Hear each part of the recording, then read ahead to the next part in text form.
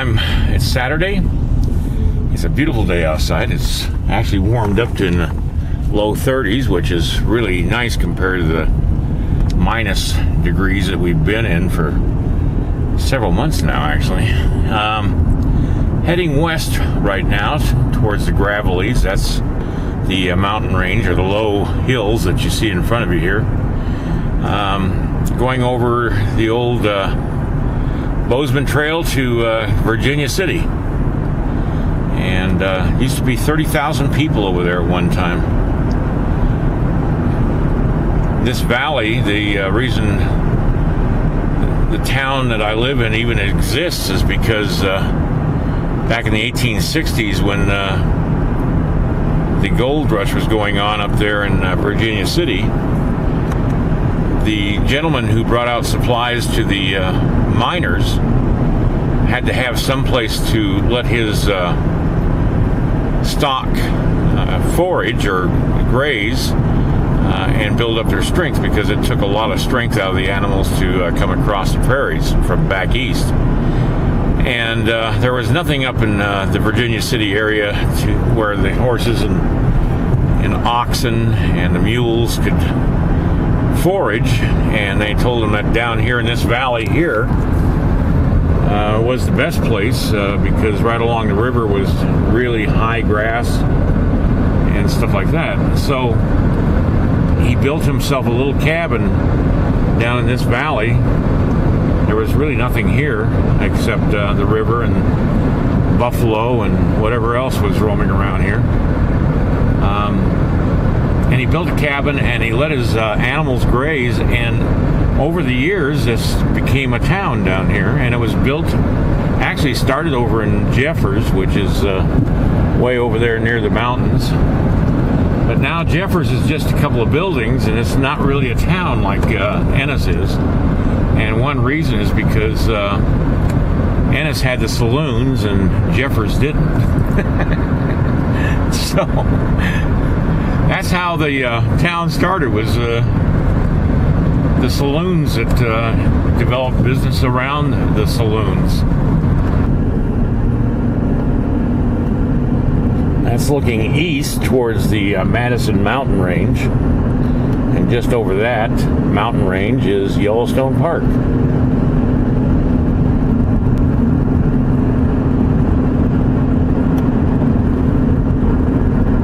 As you can see, it's kind of stormy down there, or it's getting ready to be.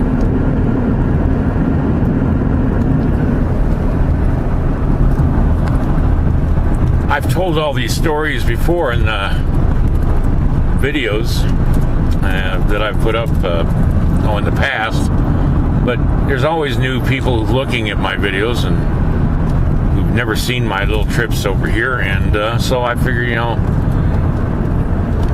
I'm a tour guide and I'm just repeating for the new guys. Alright, we're coming down into Virginia City now.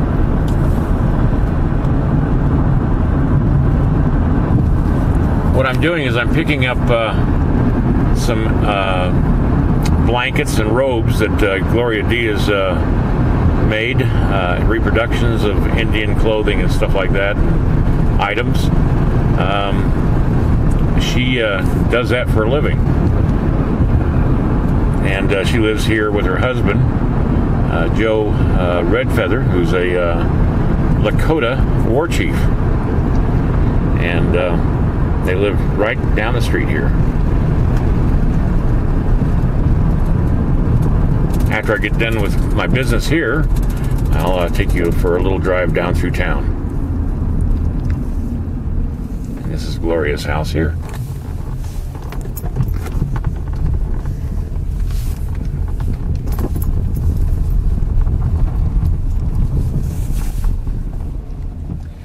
There's an old house from the Gold Rush days right there. Well, as Gloria goes and gets me a Band-Aid for my wrist, because I fell outside coming into the studio, this is what she does. She makes Indian reproduction items, and some of these are original, but some aren't. And she makes these bags out of rawhide. They're parafleshes. And those are old style canteens made out of gourds, it looks like. Those are ermine. They actually run wild around this area. I've seen them diving through the rocks and stuff where I used to live up on the mountainside. These are some beaded holsters for guns that she's made. And that's a drum that she's made, and a headdress that she's made. And that's a dress that I think she's made. Okay, go ahead. These are old stagecoach gloves. Gloves that I found in an antique store. And how old do you figure they are? Well, stagecoach, it has to be over 100 years old. And so, God, they look like they've been worn too. Yeah, they're old, and so I just beaded them, or I'm beating them, and. Is that an old axe? Huh? That axe. Yes, this actually is an old tobacco axe made out of a saw blade. No kidding. Isn't that wild? And you were showing me the stick over here. This is an original, I believe it is anyway, a horse stand stick that they carved to honor their horses. And this end, I wondered why this bump was here, because I thought how uncomfortable is a handle. Yeah. But it's, if you look at it, Kat, it's an eagle head.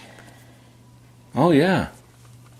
Let me hold it around here where the light shines on it, because I got the light behind me. You can see that head on there. Yeah, I would say it's eagle. Or a bird. Yeah, well, I'd say an eagle beak, because that's the shape of an eagle beak. And they let the natural wood, just be the spirit animal. Yeah. I'll bet that's what it is. Isn't that wild? Well, if you hold it up, it looks. Well, this side doesn't. It looks like it could be the wing. Right. On this, here's the eagle. Yeah. And then on this side, here's the horse. I'll be darned. Oh yeah. See the horse? The head? Yeah, the head of the horse is on that end. See? So it had double symbol. Mm-hmm. That might have been a real sacred item there. Yeah, I think so. But you can see some of the items that she's made here. Now, what are these turtles here? Those are or is that a lizard? That's a lizard, and the blue one's a turtle, and they held the umbilical cord of a newborn. Oh, okay. And they carried it through life as good luck. And that's a turtle there. One of my Indian friends calls me turtle because he said, Lemon, you got a hard shell and a soft tummy. Okay, now tell us about the... Okay, the doll I got from North Dakota. And North Dakota. Yeah, it has a tin head, and it says Germany on the back, and the body is made out of an old flour sack. Wow. And then I made the cradle board. Now, the cradle board is for what tribe? Cheyenne. Cheyenne. Mm-hmm. And turn it sideways to me. Beautiful. She makes these things, ladies and gentlemen. Now, this is Gloria D, and she's the lady who's the artist. And she makes all this stuff. She used to work for Prairie Edge, didn't you? Gazillion years. And you actually did a couple of robes for Dances with Wolves. Mm-hmm. The movie. Mm-hmm. A lot of movies. Yeah. And this cat is named... Angela. Angela! Can you say hi? I have no time for you, she says. We're on the back roads of Virginia City. And there's ruins of an old shack of some kind. Maybe it was a storage for food and stuff, kind of like a cellar. Or it could have been a house that was built into the side of the hillside. They did that.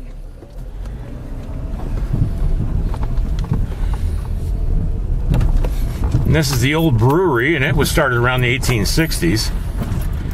And they actually made alcohol up here. Go figure. Here's another old cabin built into the hillside. Kind of neat looking.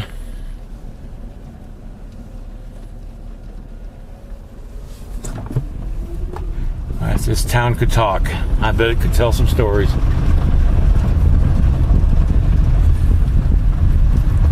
Yeah, a lot of these miners would just dig a hole in the side of the hill and pile rocks up, and that was their house. Or pile some logs up.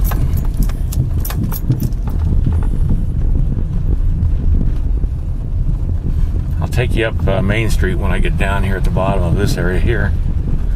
They hung a guy right here. See that kind of like a gate, I guess it is, or whatever that is. It's called the Elephant Stable. And it's right behind that second building from the left. They took a guy out of there or something like that and took him out here and hung him from a gallows or from a tree out here. And his girlfriend or his wife, I can't remember the story completely, came running down from their house, and I'll show you where that is, and cut him down. And she was so angry at the vigilantes for hanging her husband that she stuck him in her bathtub in her bathroom for the winter and pickled him, with brine in the bathtub, and kept him there until the thaw, so she could take him down to Salt Lake to bury him down there, because she would not bury him up here. She hated the people up here so much, and the vigilantes. These are all new buildings here. Here's some old buildings right there.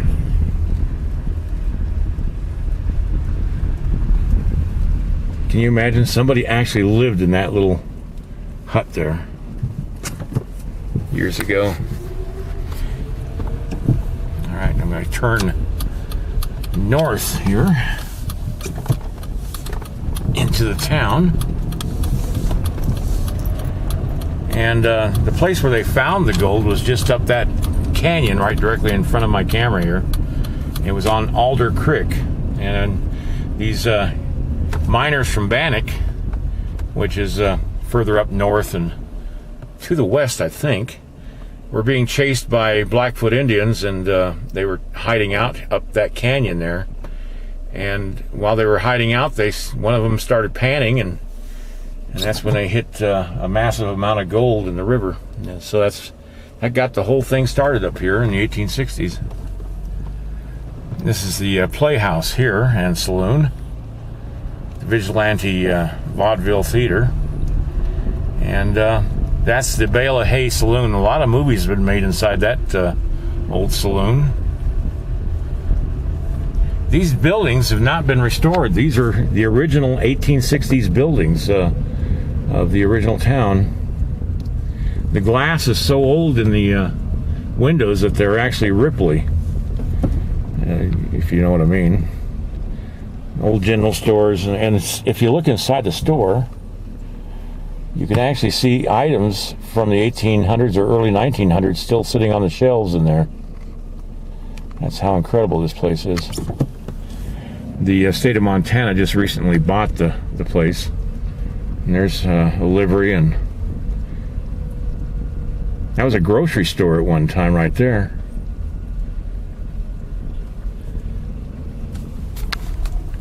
And that's a stagecoach and horses.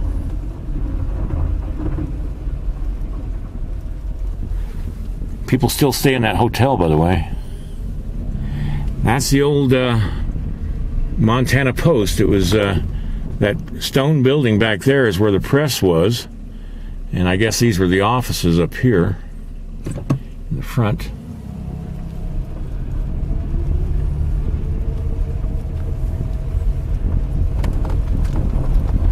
There's another saloon called the Pioneer Bar.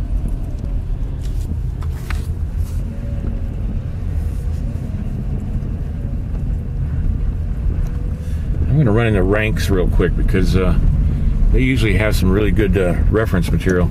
Before I do, though, that building right there, I know I've told this story before, but for those of you who haven't heard it, around 1860 something, I don't know which, they were building that building, and before the roof was put on, you see the little let's see if I can point. See that little lump right there in the roof? That's where the cross beam goes across. And they hung 4 or 5 men from that beam. The vigilantes did before the roof was put on. It was just rafters up at that time. And they hung them. And one of them, as he jumped off the box or had the box kicked out from under him, just before he got hung, he yelled, "Long live the Confederacy and President Davis." That was the president of the Confederacy back then, during the Civil War. That's the house that the lady lived in that kept her husband over the winter in that house, in the bathtub. There are people who live in that house. I don't know if they're visited by ghosts or not, but I don't think I'd want to live there. Now, Ranks was established in 1864, this building here. And this is the Masonic temple here, up here on the top. It's one of the first ones in Montana. That was established in 1867.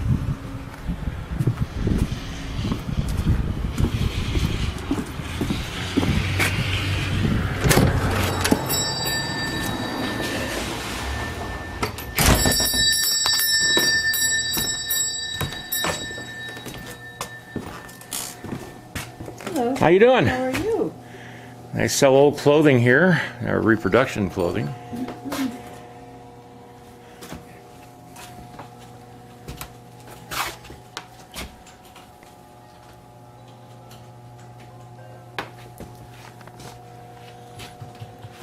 This is for my doll lovers on YouTube.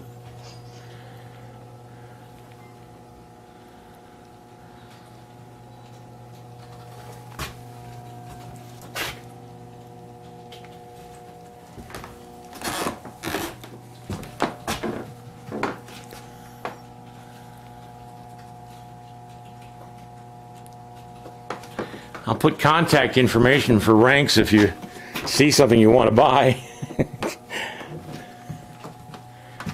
in the description below the video.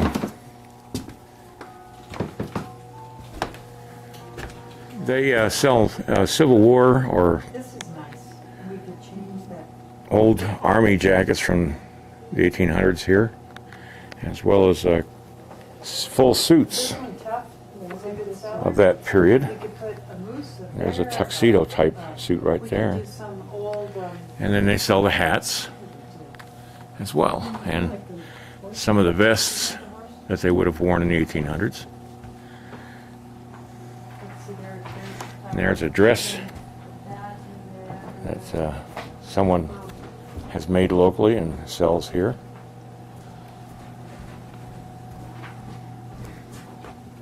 There's a long coat right there. That's a beautiful thing right there.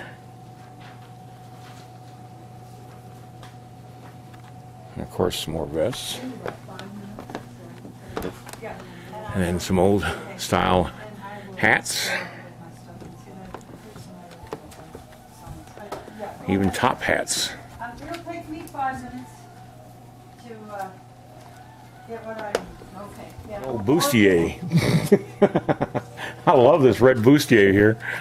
And then they have sunbonnets, reproductions of what women would have worn going across the prairie, as well as dresses they would have worn as well.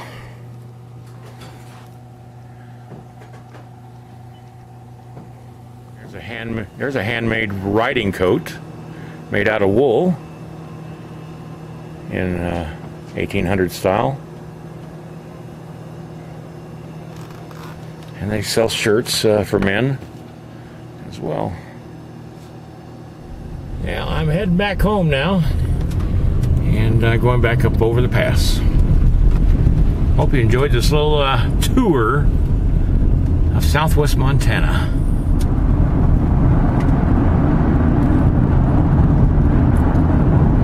So that's the trip to Virginia City for today. Monday, hopefully, I'll be heading south to Jackson Hole, Wyoming. It's all dependent on the weather. Right now it's trying to snow here. You can see the low clouds over the mountains. That's not low clouds. That's actually snow coming down on the mountains.